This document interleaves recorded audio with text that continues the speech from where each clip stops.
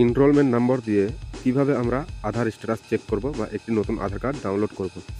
এর জন্য প্রথমে আমরা ক্রোম ব্রাউজারে চলে যাব।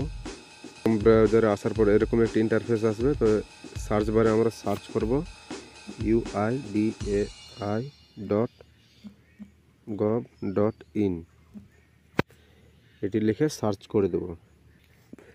সার্চ করার পরে এরকম ইন্টারফেস আসবে। এখান থেকে ইংলিশ সিলেক্ট করে নেব।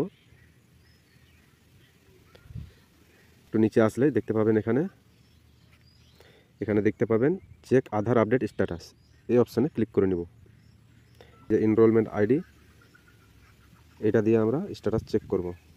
এই যে স্লিপে দেখতে পাচ্ছেন 14টি নাম্বার, এই 14টি নাম্বার আমরা এই ঘরে বসিয়ে নেব।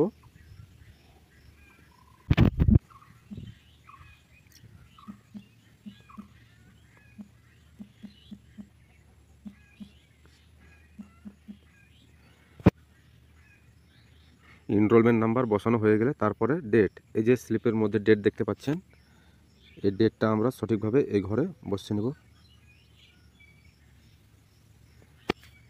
এখান থেকে ক্যালেন্ডার সিলেক্ট করে আমরা এখান থেকে ডেটটা বসিয়ে নেব।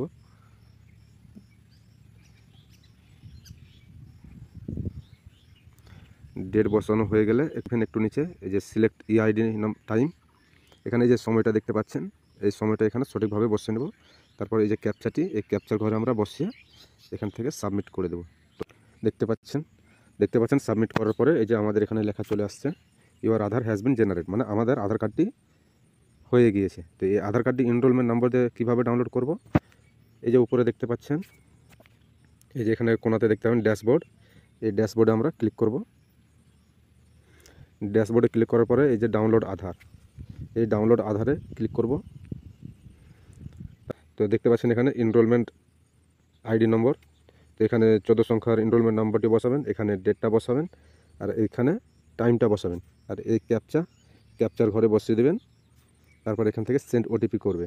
কাস্টমারের নাম্বারে একটি ওটিপি যাবে, সেই ওটিপির ঘরে বসিয়ে সাবমিট করলে আপনার আধার কার্ডটি ডাউনলোড হয়ে যাবে।